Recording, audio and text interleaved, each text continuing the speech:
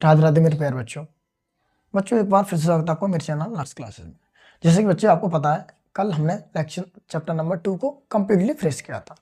आज की इस वीडियो में बच्चों हम चैप्टर नंबर 3 के कुछ बेसिक और कुछ क्वेश्चनों को हल करेंगे, जो कि मोस्ट इम्पोर्टेंट बच्चों, जो कि 90% इस क्वेश्चन में से आपको बोर्ड के एग्जाम में आएंगे। 90% बोला, मैंने 100% नहीं बोला, 90% आपको आने के चांसेस हैं। तो बच्चों तो चलिए बिना टाइम वेस्ट के वीडियो को स्टार्ट करते हैं। जैसे कि आप क्वेश्चन यहाँ पे देख सकते हैं। चलो बच्चों बिना टाइम वेस्ट के वीडियो को स्टार्ट करते हैं।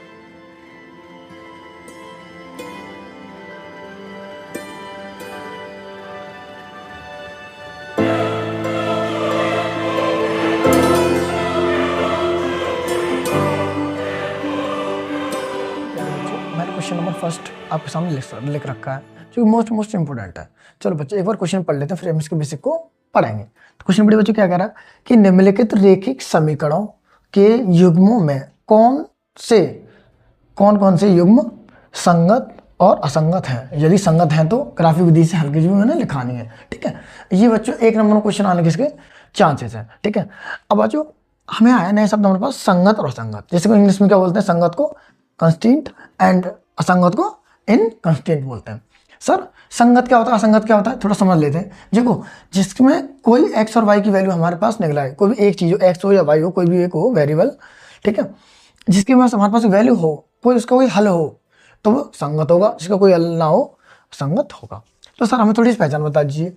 ये पहचान आपके लिए बच्चों, मैंने कोई दो इक्वेशन लिखी, a1 plus b1 plus c1 is equal to 0, and दूसरी इक्वेशन लिखी बच्चों मैंने नंबर 1, नंबर 2 में लिखा a2 plus b2 plus c2 is equal to 0।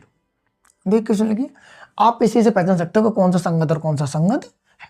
तो देखो बच्चों मैं 3 इक्वेशन लिखूंगा आपके सामने, यहाँ पे तीनों आपको ध्यान से देखनी है, तीनों में आपको अंतर बताना। फिर मैं लिखा a1 अपॉन a2 बराबर b1 upon b2 b1 upon b2 बराबर c1 अपॉन c2। दोबारा इसको सेम लिख लूंगा अभी थोड़ा सा समझाने के लिए। a1 अपॉन इसको सेम कर देता हूं मेरा,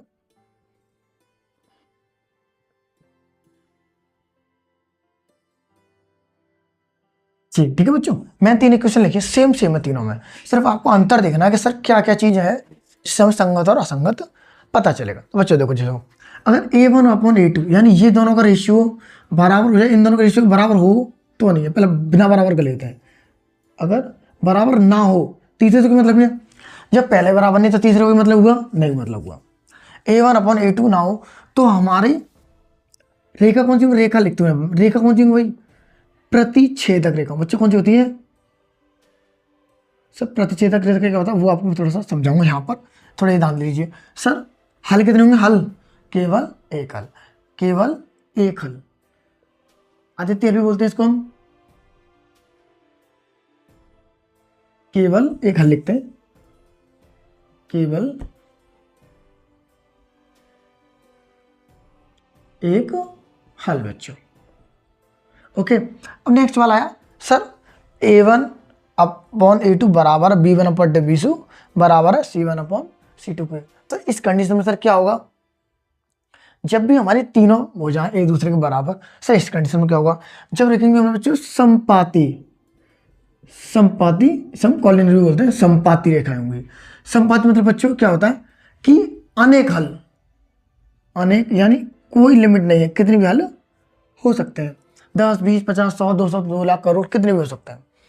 नेक्स्ट आता है तीसरा हमारे पास सर a1 बट्टे a2, a1 अपन a2 बराबर है b1 but b2, but c बराबर नहीं है। तो ये कौन सी होती है बेटा, हमारी समांतर रेखा है, समांतर रेखा है यानी कोई हल नहीं, कोई हल नहीं। बच्चों प्लीज थोड़ा ध्यान से समझना इस चीज को, मैं आपको समझा रहा हूं कि जब समांतर होंगी कोई हल नहीं। पहचानेंगे कैसे, वही निकालो, a1 अपॉन a2 की वैल्यू निकालनी है आपको। थोड़ा इसमें समझाऊंगा क्वेश्चन, डोंट वरी, घबराओ मत। ये वाले क्वेश्चन में आपको यहाँ समझाऊंगा, ये आपको लिख ही रहने दूंगा मैं, ठीक है। सर इन दोनों में जिन्हों कोई हल हो वहां क्या होगा बच्चों, संगत होगा। क्या लिखना आपको, संगत। यहां कोई हल नहीं, वहां पर क्या होगा, असंगत। थोड़ा समझा देता हूँ और थोड़ा। सब प्रतिच्छेदक रेखा क्या होती है कि एक लाइन ऐसे जा रही है, दूसरी लाइन काट गई, तो दिस इज काट गई, तो ये होगा आपका प्रतिच्छेदक रेखा बच्चों। अब दो लाइन आपस में आ रही है, एक लाइन से जा रही है, इसके ऊपर एक और लाइन चल गई, एक और लाइन, दिस इज द समपाती, यानी कोई एक के ऊपर हो, समपाती कॉलिनियर बच्चों। सर पैरेलल क्या होती है, कोई लाइन आपस में कभी एक दूसरे को टच नहीं करती, तो वो क्या आपकी समांतर रेखा। यहाँ देखो, यहाँ पे एक जगह टच करे तो कितने हल है, एक हल। यहाँ पर जगह टच कर रही है लाइन तो अनेक हल है, यहाँ पर कोई जगह टच नहीं कर रही तो कोई हल नहीं है। ओके बच्चों, उम्मीद आपको समझ में आ गया होगा। अब सर क्वेश्चन की और बात कर लेते हैं थोड़ा सा हम। देखो क्वेश्चन क्या कह रहा है, पहले मैंने आपको क्वेश्चन लिख रखा है, आपको हमेशा पहले इक्वल टू को क्या करना बच्चों, जीरो रखना। इक्वल टू के दूसरी तरफ क्या रखना है, जीरो रखना है। जो बचा है उसके बाद सबको एक साइड मैंने यहाँ पे लाके रख लेना। जैसे कि मैं करूँगा, सॉल्यूशन डालो बच्चों, x प्लस वाई, ये इधर प्लस का इधर किसको हो जाएगा, माइनस। पहली कंडीशन आपको ये कि दोनों को हमेशा इक्वल रखना है, यानी इक्वल टू के एक तरफ जीरो रखना है। दूसरा यहाँ जाओ, 2x प्लस 2y, इधर प्लस का इधर किसका हो जाएगा, माइनस का। पहली शर्त मेरी अप्लाई होगी क्या, सर इक्वल टू की तरफ जीरो होना चाहिए, राइट हैंड की तरफ जीरो होना चाहिए। ऐसे लोगों तो लेफ्ट हैंड पड़ेगा, ऐसे लोगों तो राइट हैंड पड़ेगा।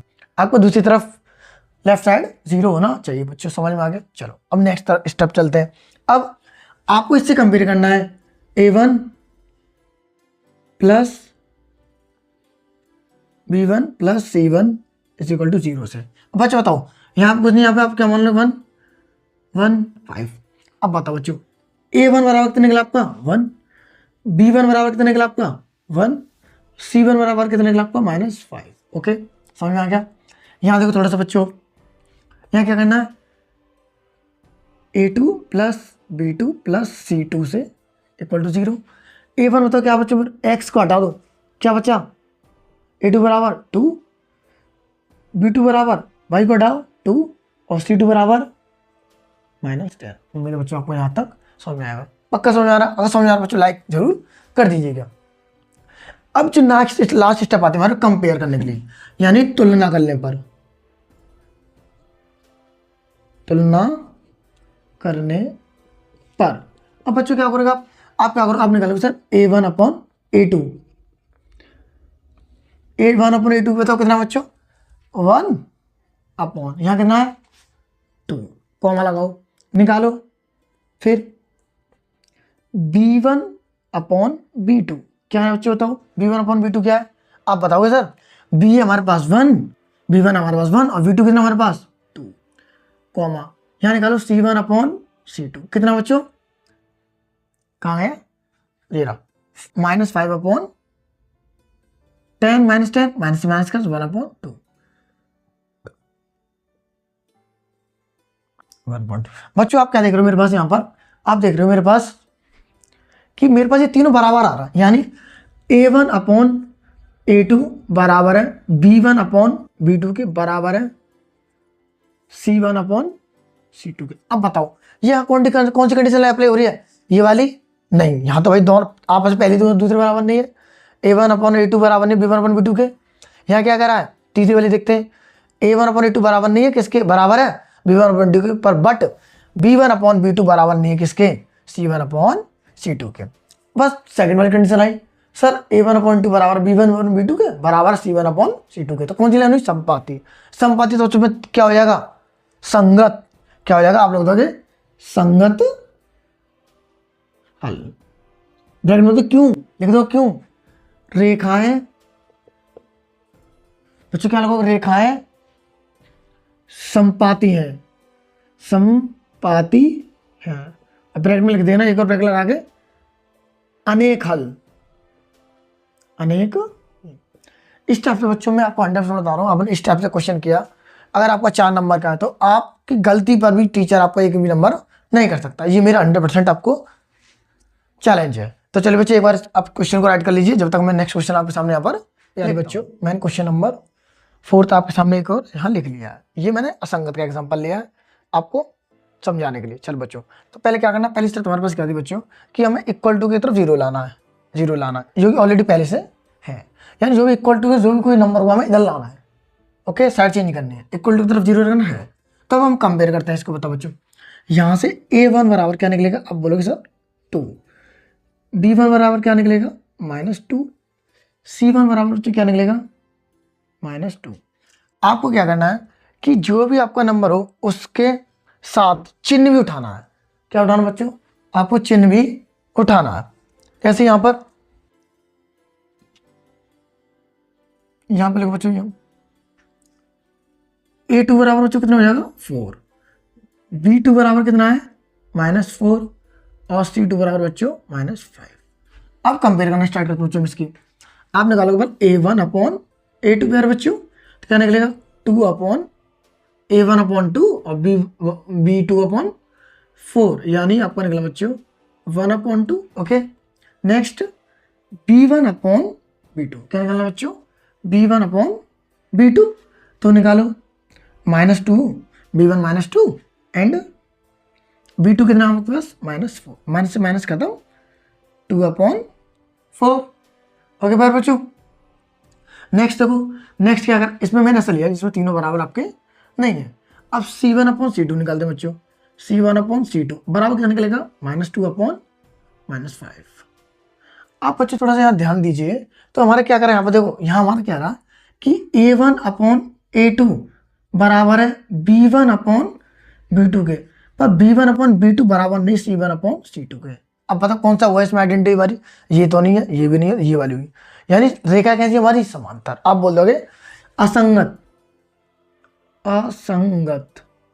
ओके बच्चों, क्या बोलोगे? असंगत।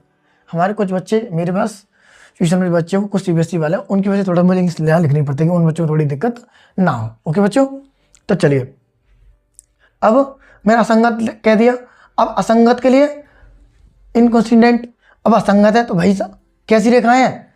यहाँ लिख दो ना, समांतर, समांतर रेखाएं बच्चों, यानी समांतर बच्चों पहला समांतर रेखाएं, और कॉमा लगा लिख देना कोई हल नहीं है, कोई हल नहीं। ओके प्यारे बच्चों, तो बच्चों जी मेरा आज का लास्ट क्वेश्चन था।